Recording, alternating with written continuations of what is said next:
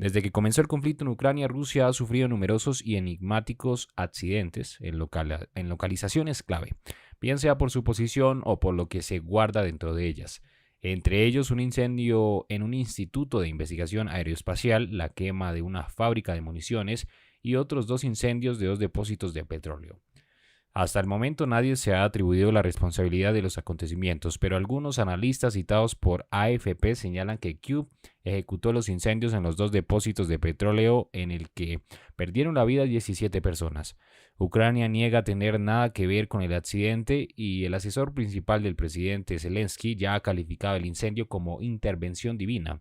El karma es algo cruel, señaló en una publicación de Telegram, pero en una cuenta de Twitter que publica relatos detallados basados en grabaciones de las arremetidas que se producen en ambos bandos, ha confirmado que ha recibido información confiable de que drones ucranianos provocaron los incendios.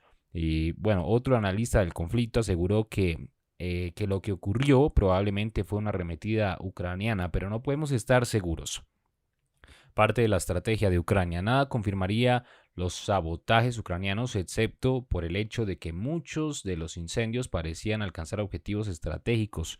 Profesor de estudios estratégicos de la universidad, ciertamente parece ser parte de su estrategia. Este fue su comentario. ¿Qué opina de esta noticia? Nuevamente los invito a suscribirse y activar la campana de notificaciones. No olvide dejar un comentario en este video y un me gusta también para apoyarnos. Muchísimas gracias. Esto es Noticias al Día. Putin dijo una frase que de alguna manera, después de lo que hemos vivido en las semanas pasadas, es tranquilizadora, ya que él dijo que hay que hacer todo lo posible para impedir que se puedan volver a producir los horrores de una guerra mundial. Si en días pasados, y seguimos diciendo lo que es un riesgo de los que entraña este enfrentamiento actual, esta guerra en el interior de Ucrania, de alguna manera Putin en este discurso, en este mensaje a su país, intenta decir que no es ese su objetivo. Junto a esto, él también en este discurso claramente propagandístico desde su punto de vista, él para intentar justificar los horrores de la guerra actual, él asegura que su país no tuvo más alternativa que comenzar esta operación militar especial, así la llaman en Rusia, así la llama Putin, no guerra, en el interior de Ucrania. Dice inclusive que Occidente se estaba preparando para invadir Rusia y entonces no quedó otra alternativa, sobre todo cuando, según él, en Occidente rechazaron las alternativas diplomáticas, las salidas diplomáticas que él ofrecía.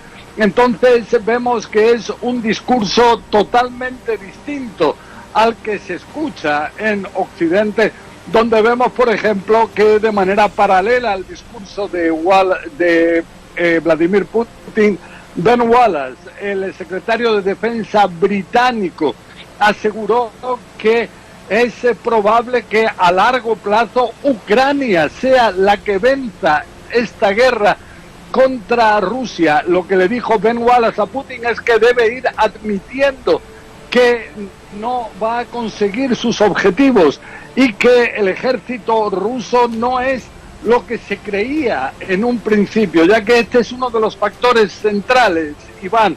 Si bien hoy hemos visto de nuevo, como en años pasados, el potencial que muestra Rusia enorme con misiles balísticos nucleares en este tipo de desfiles, lo que dicen, como por ejemplo ahora Ben Wallace, el secretario de Defensa británico, es que al final ese potencial supuesto bélico de Rusia no es tan terrible como en un principio se pensaba.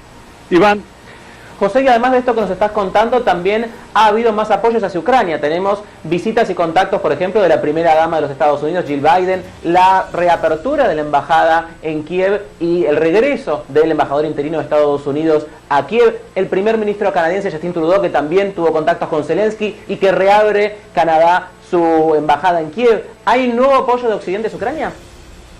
Sí, bueno, vemos que los apoyos son cada vez más importantes. Hablamos de estos apoyos diplomáticos de los que estás hablando, también hablamos de un apoyo militar cada vez más importante. Si en un principio tras la invasión rusa de Ucrania se enviaban solo misiles, ahora cada vez más son también armas pesadas, también, por ejemplo, como se ha informado en días pasados, Estados Unidos ha compartido información de inteligencia clave sobre los movimientos de tropas rusos en el interior de Ucrania. Entonces, toda esa cooperación que tiene el límite de no llevar a un enfrentamiento militar directo entre Rusia y Estados Unidos, entre Rusia y la OTAN, pero sí que con toda esta ayuda está mejorando considerablemente la capacidad ucraniana de defenderse, aunque eso sí, siempre existe el temor que algún tipo de ayuda sea considerada inaceptable por Rusia y esto pueda desencadenar un conflicto mucho más importante. Iván. José, por último querría preguntarte por qué se están discutiendo más sanciones hacia Rusia, mientras el Reino Unido también, vos recién lo mencionabas, ha anunciado mayor apoyo económico y militar para Ucrania. Sí, bueno, vemos que estas sanciones cada vez son más importantes. Ya tenemos en la Unión Europea que también se anunció una sexta ronda de sanciones, intentar, por ejemplo, el dejar ya hasta fin de año de depender del petróleo ruso, y entonces esto puede ser un golpe muy importante a la economía en Rusia. Junto a esto, Vladimir Putin lo que da a entender es que si en el pasado ya la Unión Soviética pudo autoabastecerse, entonces también ahora Rusia cuenta con esa capacidad. ¿Hasta qué punto eso es real? ¿Hasta qué punto en un mundo globalizado como el actual ese cortar lo que son las relaciones económicas puede ser algo que se mantiene? Eso veremos qué es lo que nos dice el futuro. Putin asegura que lanzó un ataque preventivo en Ucrania ante la amenaza de la OTAN. El presidente ruso, Vladimir Putin, aseguró que Rusia estaba amenazada por la OTAN y por Occidente. Para Putin, la entrada en Ucrania fue una medida necesaria que calificó como la única posible en una situación así. La defensa de la patria cuando se decidía su destino ha sido siempre sagrada. Con tales sentimientos de genuino patriotismo, los milicianos que lucharon con Minin y Pozharsky se levantaron por la patria. Pasaron al ataque en el campo de Borodino, lucharon contra el enemigo cerca de Moscú y Leningrado, Kiev y Minsk, Stalingrado y Kursk, Sebastopol y Kharkov. Así que ahora en estos días estáis luchando por nuestro pueblo en el Donbass, por la seguridad de nuestra madre patria, Rusia. Si no te quieres perder de los últimos acontecimientos que pasan en el mundo, suscríbete y activa la campana. Somos Noticias al Día.